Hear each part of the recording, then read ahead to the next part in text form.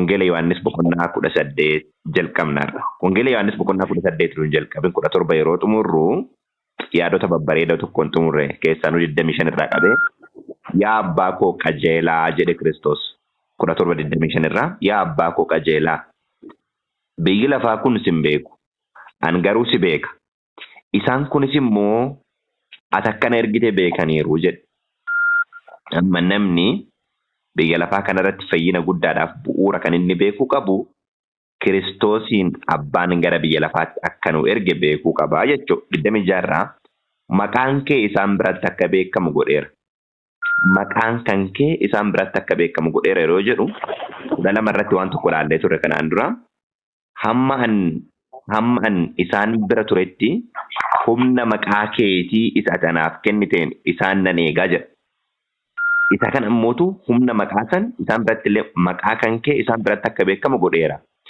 Jaalalatti ittiin na jaallatte isaan keessa akka jiraatuuf anis isaan keessa akka jiraadhuufi ammas akka beekamu nan godha jedha.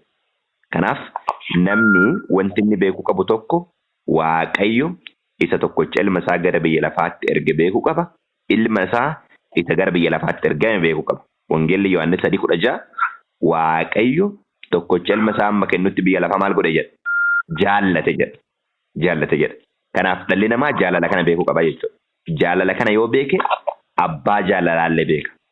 Kennaa yoo beenne isa nuu kennellee yoo beenne adda baafannee kennaa saniif iddoo addaa kennina jechuudha. Kanaaf Waaqayyo nu jaalatee tokkocha ilma isaa dabarsee maal godhe? Nuuf kenne. Kanaaf maal jedharre 26 irratti tokkoffaa maqaan kee isaan biratti akka beekamu godheera. Jaalalli ittiin na jaallatte isaan keessa akka jiraatuuf jedhaara. Argitanii jaalaluma ilma isaa jaalateen nu jaalata jechuudha Waaqayyo. Jaalala ilma isaa isa tokkocha waaqummaa akka isaa qabu argitanii waaqummaa akka isaa qabu ammoo eenyummaa isaatiif eenyummaa tokkocha waan ta'eef jaalatu jaalaluma isaa nu jaalata. Sababni isaa ilma isaa dabarsee gaafa nuu kennu Roomii boqonnaa 8:32 irraa maal jedha? Eega ilma isaa nuu kennuutti hin sassanne jedha.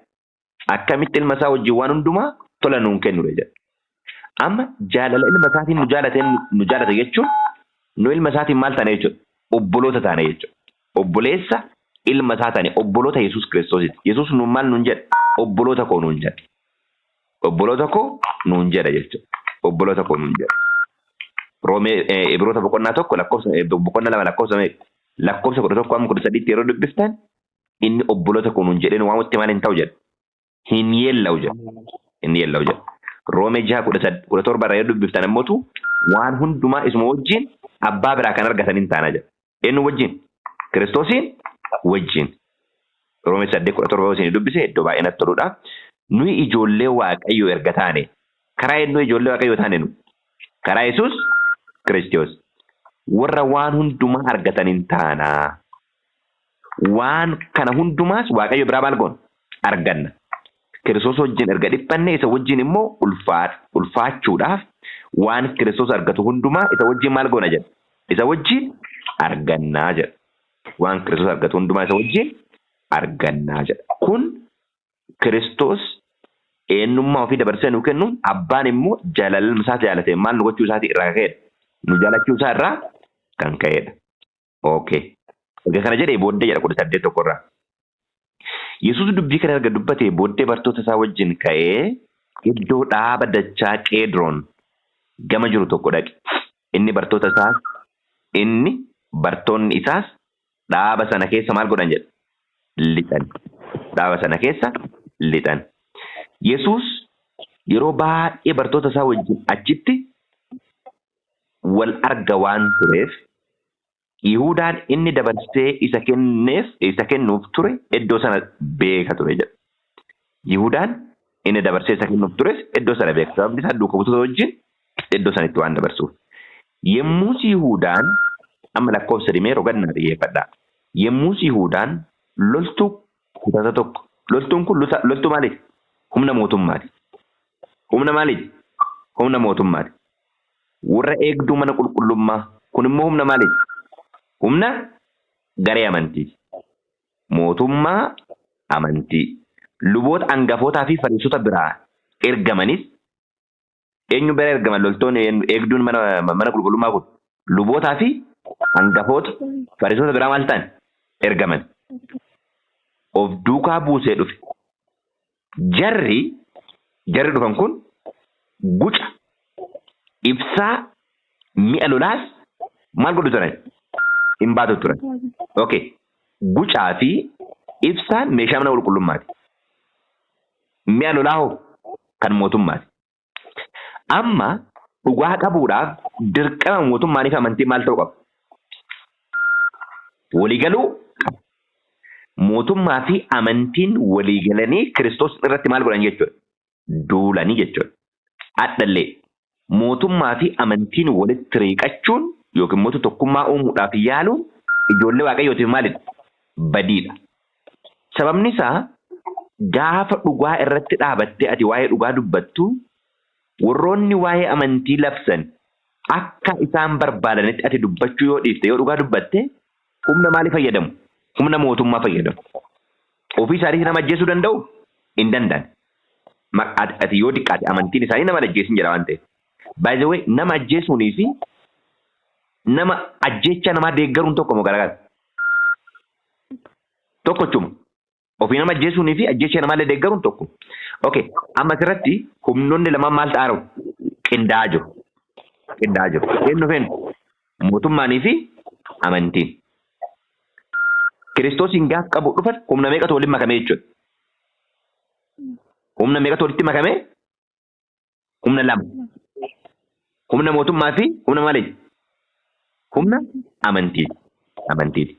Yemmus irra deebi'aa jechicha kana yemmus Yihuudaan loltuu kutata tokko warra eegduu mana qulqullummaa luboota hangafootaa fi fariisota bira ergamanis of duukaa buusee dhufe. Amma asirratti yoo xiqqaate garee sadii argina. Tokko Yihuudaadha. Humnoonni biraa kan walii galan mootummaa fi maalidha? Amantiidha. Mootummaa fi amantii akka walii galan kan godhe eenyu? Yihuudaa. Yihuudaan amantiilleen qaba Kiristoosii wajjin bu'aa. Deebiti Kiristoosiin illee gurgurateera. Inni kun mootummaa fi amantii kan maal godheedha? Kan tokko taasiseera. Kan tokko taasiseera. Okay, baay'ee gaarii. Ammallee mootummaa fi amantii kan jedhu amantii humnaan addunyaa to'atu jechuudha. Amantii humna qabu. Addunyaa irratti humna qabu. Fi mootummaa tokko kan taasisu akka literaalii yoo ilaalle Pirotestaantiizimiidha. Sirna Pirotestaantiizimiiti. Pirotestaantiizimiin wanti waan kana irratti xiqqoo ishii irratti dubbachuu wanti barbaadee fi waa lama fakkaachuu jechuudha. Namoota waa lama fakkaachuuf deeman. Waa lama fakkaachuun hin danda'amu. Faashinii addunyaallee hordofaa. Dhugaa mana qulqullummaallee dhugaallee waan harkatti itti qabnu fakkaataa. Gara lamaan deemuun hin danda'amu. Kanaaf wanti kun gaafa fakkeenyaaf waaqeffannaan addunyaa, uffannaan addunyaa, faashiniin addunyaa, waldaa gaafa seenaa jalqabe addunyummaanii fi amantiin maal ta'a deema? Waliin makamaa deema. Gaafa waliin makamaa deeme maaltu uumama jechuudha? Sirna Phaaphaas jedhamutu uumama. Kun wal makuu jechuudha walumaa galatti. Gara yaada amma asirra jirutti deebi'a lakkoofsa irratti. Kiristoosiin qabuudhaaf Yihuudaa mootummaa fi amantiidha. Yihuudaan deeggara eenyuuti? Kiristoosii fakkaata miti? Sababni isaa eenyu wajjin ture? Kiristoos wajjin ture waan ta'eef. Yihuudaan Kiristoosiin duukaa waan deemu fakkaata. Sababni isaa duuka buutuutu Kiristoos keessa maannin tokko. Karaa biraatiin mootummaa Ameerikaa yoo fudhanne mul'ata boqonnaa 13 irratti 13 irraa maal fakkaatti jedha? Hoolaa fakkaatan jedhu lafa keessa kan bahe. Hoolaa fakkaatan jedha. Yihuudaan duuka buutuu Kiristoosiiti. Argitanii duuka buutuu Kiristoosiiti. Kiristoosiin illee hin beeku. Geggeessitoonni amantii mootuu warroota Kiristoos ajjeesuu barbaadanidha. Warroota faallaa dhugaa ta'anidha. Humnaan kawaa hundaa to'atanidha. Mootummaan ammootu ajjeesuuf humna kan qabudha. Kanaafi Kiristoosii qabu gaafa barbaadani mootummaan kutata humna waraana mootummaa mana qulqullummaa isaan kunniin tokko ta'anii Yihuudaa duukaa bu'uudhaan eenyuun qaban? Kiristoosiin qaban. Addallee warroota qulqulloota dabarsanii kan kennan baay'een isaanii eenyu faadha? Warroota dhugaa wajjin keessa jirudha jechuudha. Keessaanuu warra dhugaa wajjin baran. Isaan kunniin eenyu fa'aa wajjin walii galan? Humna amantii kan addunyaa to'atu wajjin walii galanii kun mootummaa wajjin walii galanii mootummaaniif amantii walii gale jennaan ijoollee waaqayyootiif karaa badiisaati jechuudha. Adallee amantiin biyya keenya keessatti illee addunyaatti illee mootummaa amantiin maal ta'a walirra hiiqataa. Tokko ta'uun isaanii kunniin ammoo ijoollee waaqayyoo maal godha jechuudha. Hin balleessa jechuudha. Kanaaf akkasi Kiristoos hin qaban. Lakkoofsa 4. Yesuus waan itti dhufuuf jiru hundumaa beekee ka'ee maal godhe jedha. Itti adeeme. Eenyuun barbaadduu isaaniin jedhe. Mee amma yaadannaa qabadhaa waa'ee eenyummaa Kiristoosii iddoo ijoo itti barru iddoo kanneen waan ta'eef. Okay. Yesuus waan itti dhufuuf jiru hundumaa beekee ka'ee maal godhe jedha. Itti adeemee jedha. Boqonnaa 14:31 irratti akkana jedha. Wangeeluma Yohaannis 14:31 irraa. Garuu ani abbaa jaallachuu koo akka abboomii abbaan anaaf kenneettis hojjechuu koo biyyi lafaa haa beekuu fi ka'aa egaa maal goonaa jedheen itti adeemnaa jedheen. Ka'aa egaa itti adeemnaa jedheen. Garuu ani abbaa jaallachuu koo eenyutu kana jedhaa? Kiristoostu jedhaa.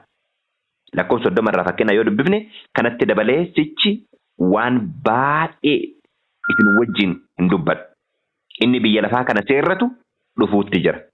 Inni eenyunni? Seexan. Tokkummaa Yihuudaa kan mootummaatii fi kan amantii yookaan immoo tokkummaa Yihuudaa loltoota mootummaa fi eeddota mana mootummaa akka isaan tokko ta'an ka taasise hafuura eenyuuti?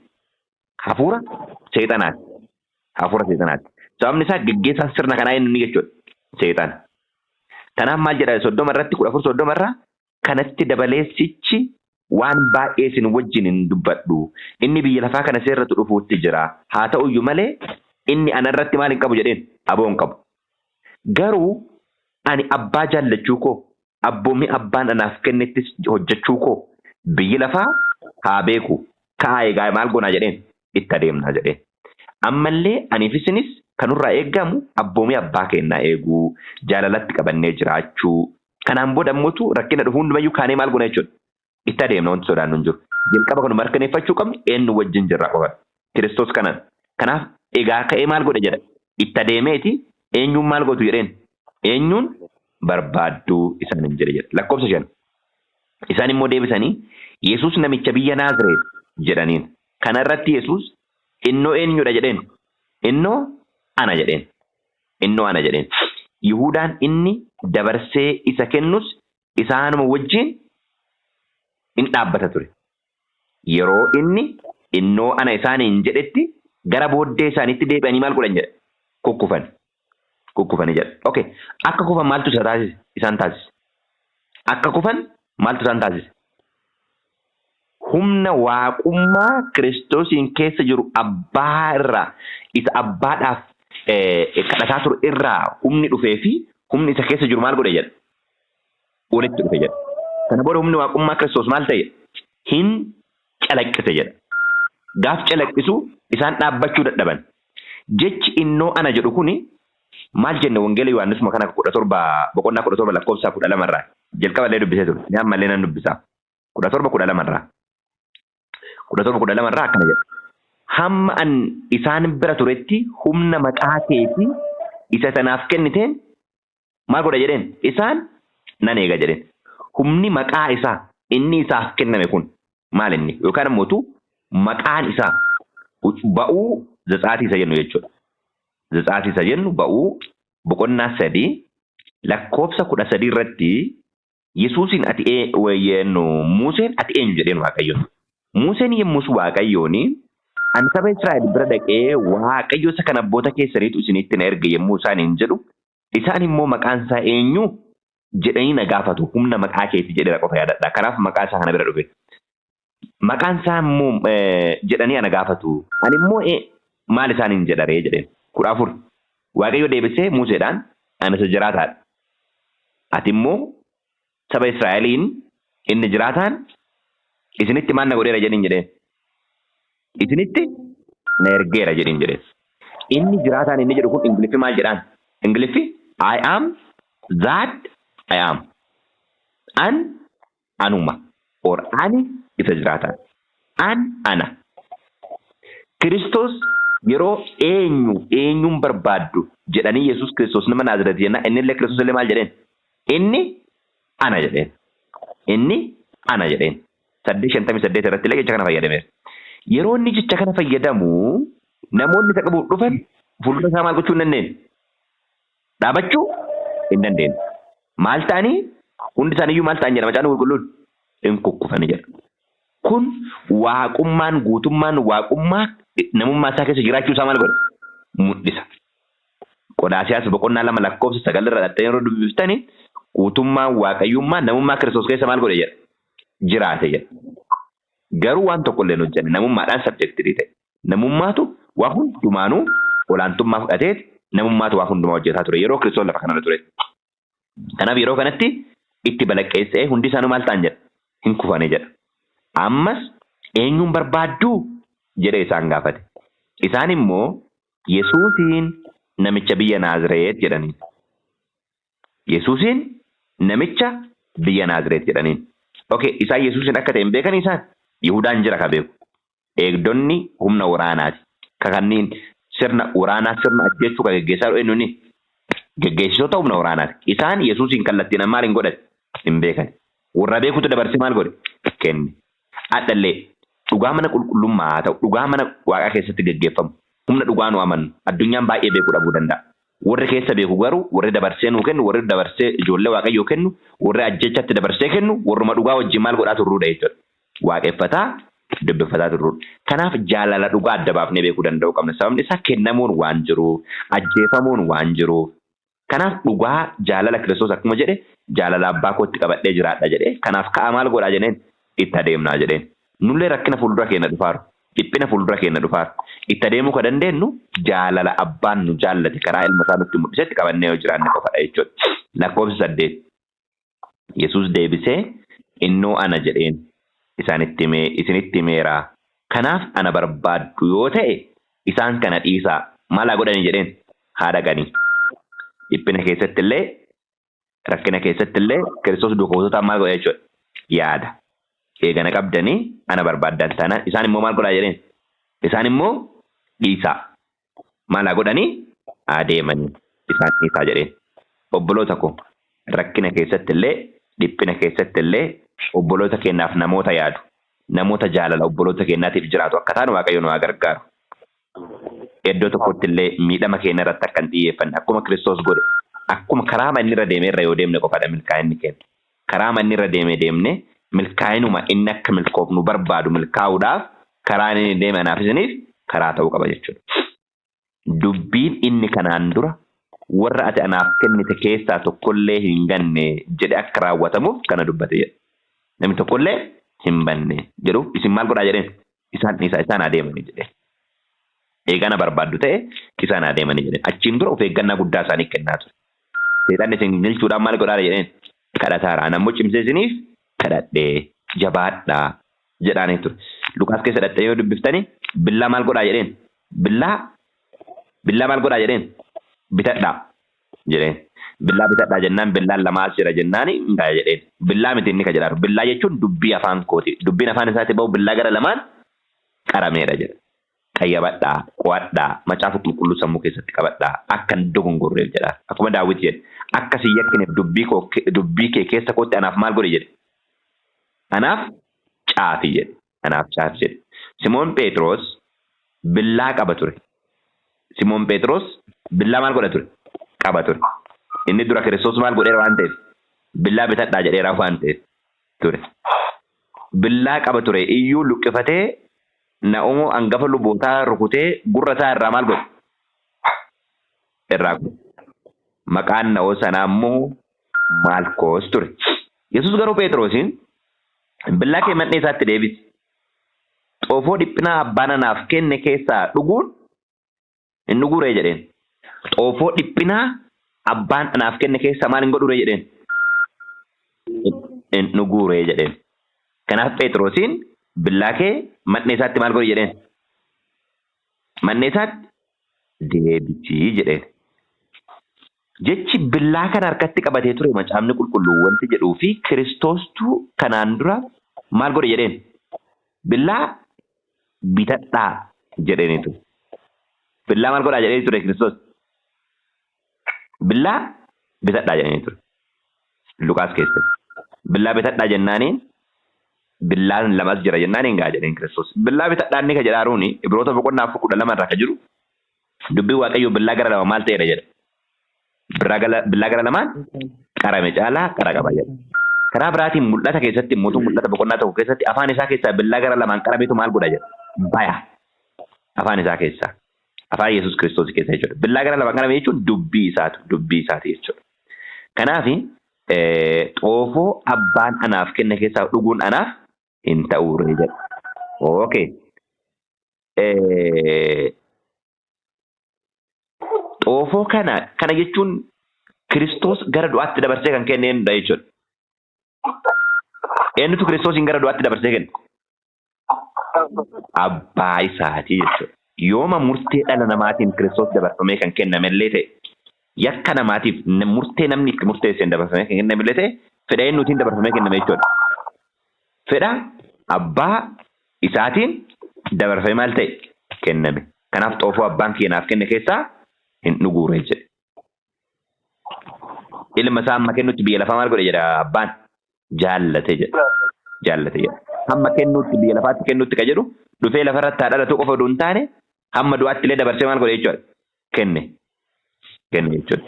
Kanaaf jaalalli guddaan sammuun namaatti tilmaamuu hin dandeenye kan abbaan ittiin nu jaallate isa kanadha. Nullee lubbuu keenya dabarsinee amma kenna nutti obboloota keenya jaalachuutu nurraaf ta'a. 12 kutatii warra loltuu hangafni kumaa karaa warra Yihuudotaa ammoo eegdonni mana qulqullummaa Yesuusin qabanii maal godhan? Hidhan. Akkuma isla jedhe humna meeqatu walii gale? 3.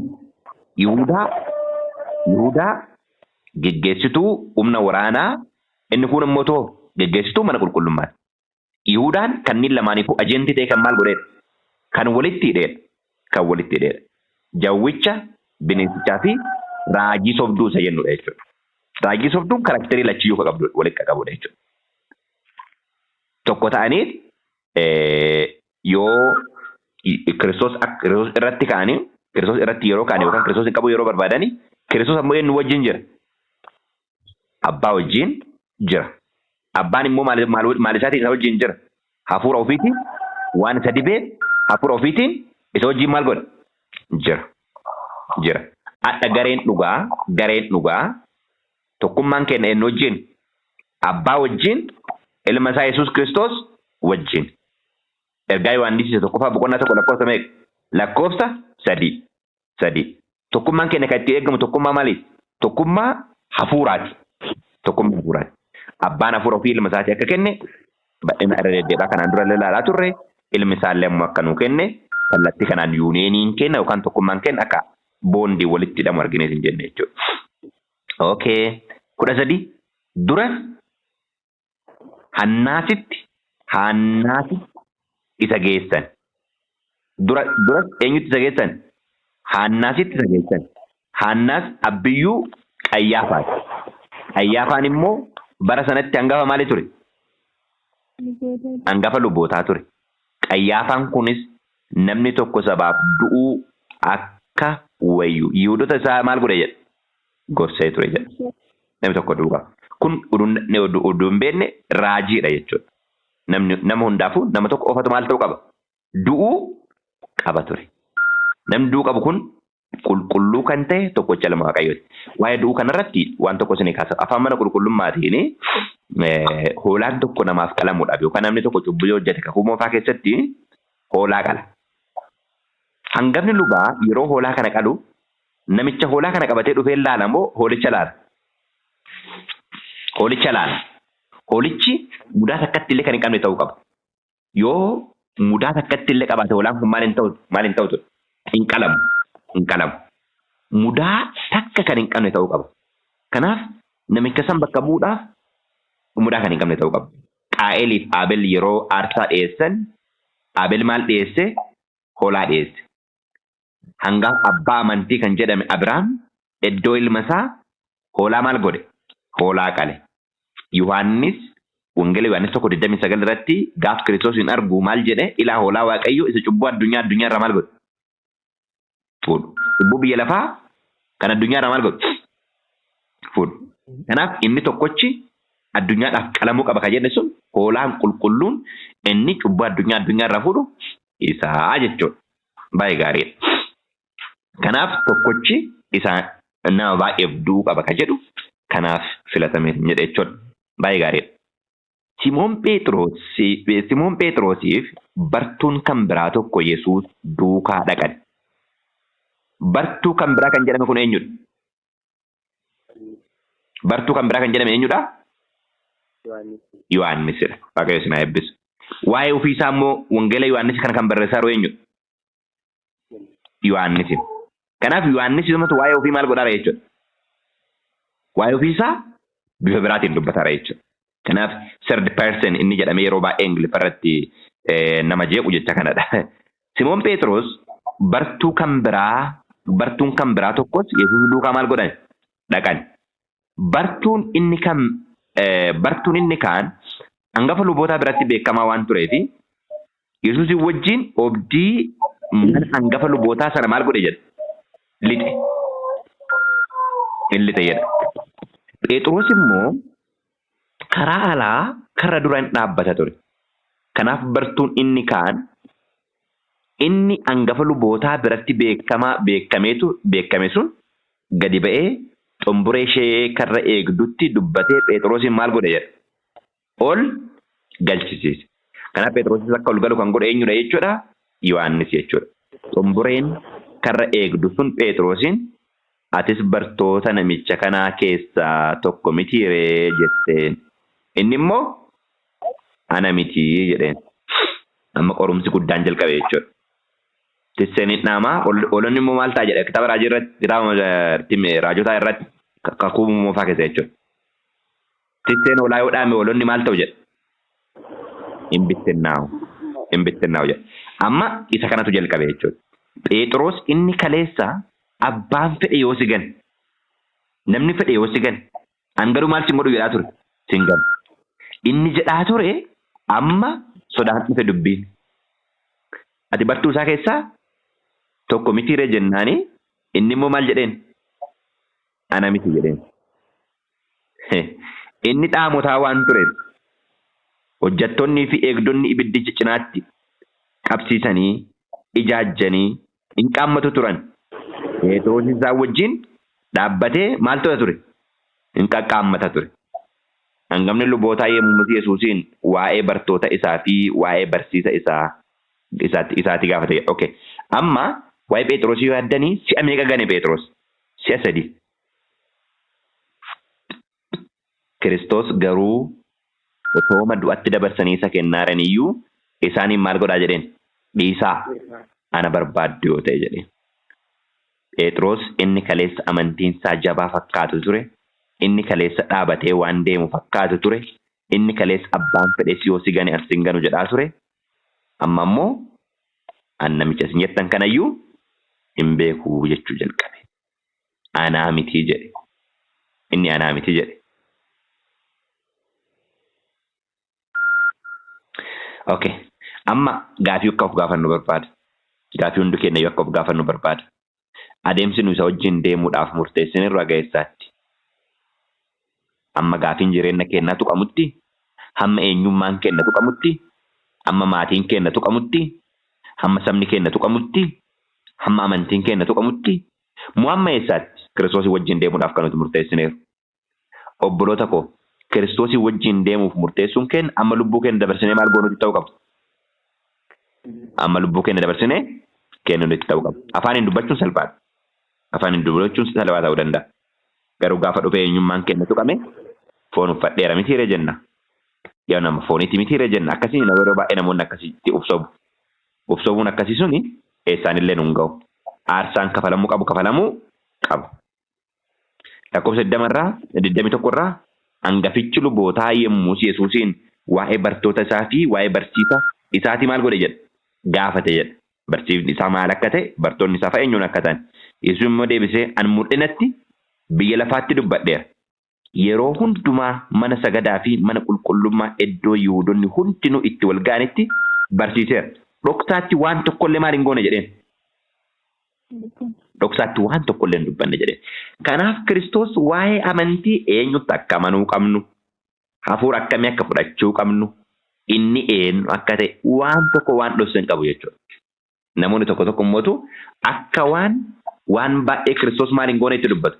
Waan baay'ee Kiristoos hin ibsineetti waan baay'ee Kiristoos hin dubbanneetti qabu.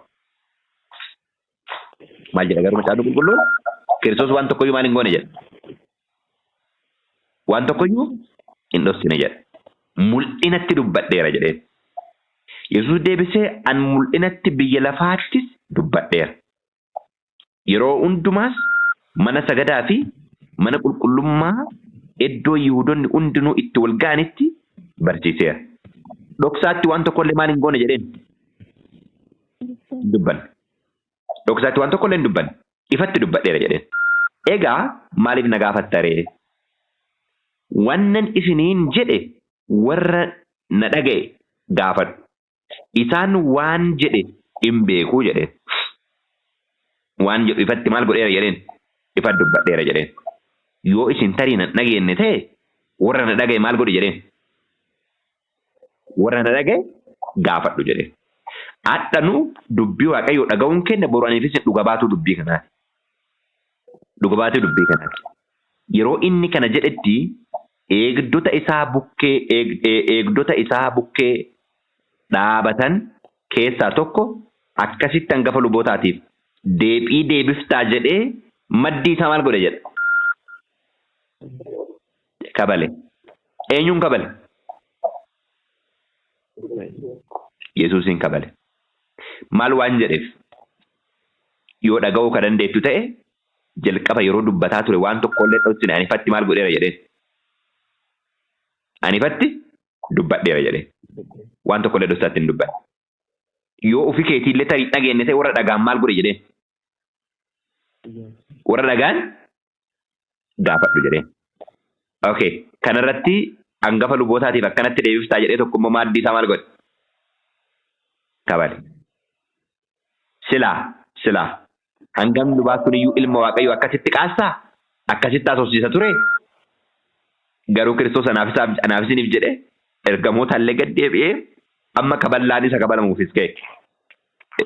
Baay'ee ittiin fufu garuu deebii Kiristoos erga kabalamee booddee deebise tokko duwwaa akka isin dubbisu barbaade. 23. Yesuus deebisee meetara qofa na dhageeffadhaa. Yesuus deebisee daba dubbadhee yoon daba dubbadheera ta'e daba sana mul'isi dhugaa maal godhe jedheen. Waliin jirraa obboloo tokko. Yoon daba dubbadheera ta'e daba sana mul'isi dhugaa maal godhe jedheen. Dhugaa ba'i. Dubbii qajeelaa yoon dubbadhe garuu maaliif na rukuttaree jedhee.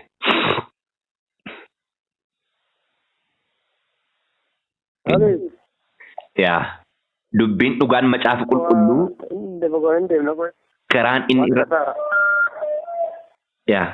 dubbiin dhugaan macaafa qulqulluu karaan inni irra nu geggeessu isa kanadha.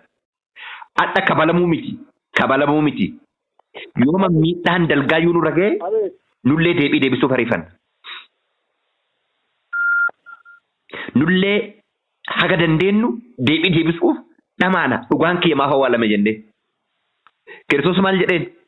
Yoon daba dubbadhee jiraadhe dhugaa baasii maal godhe jedheen mul'isi jedheen. Yoon taane garuu maaf na kabaltaree jedheen. 24. Hanaanas ergasii Yesuusin akkuma inni hidhamee jirutti gara Qayyaafaa hangafichaatti lubootatti maal godhe jedhe? Erge jedhe. Sababni isaa dhugaa baasee dubbisu maal waan hin gooneef? Dhugaa baasee dubbatu maal waan hin gooneef? Waan hin qabneef. Waan dubbachuullee hin barbaadneef. Anaaf isiniifis kabalamuun yeroo baay'ee ispeeshaalii namoonni dhiiraa yoo kabalaman akka saalfiitti yookaan akka qaaniitti lakkaa'u mitiire. Kiristoos garuu anaaf isiniif jedhee maal ta'eera? Kabalameera. Yeroo kabalame dhugaa koo baafadha jedhee wanti inni godhe jira? Hin jiru. Wanti inni godhe waan tokko duwwaadha. Yoon daba dubbadhe dhugaa dubbadhuuti daba koo maal godhe jedheen? Saaxili jedheen. Yoon taane maaf na kabaltaree jedheen. Okay. Garaa jaalalaa, garaa obsaan tasgabbaa'ee murtee qajeelaa murteessu akka qabaannu Waaqayyo nu gargaara. Obsi waan guddaadha. Obsaan tasgabbaanii waa laalu. Kanaaf obboloota koo jabaannee dhugaa irratti akka dhaabannu Waaqayyo ka dhageenyu nu haa eebbisu. Eebbifamaa.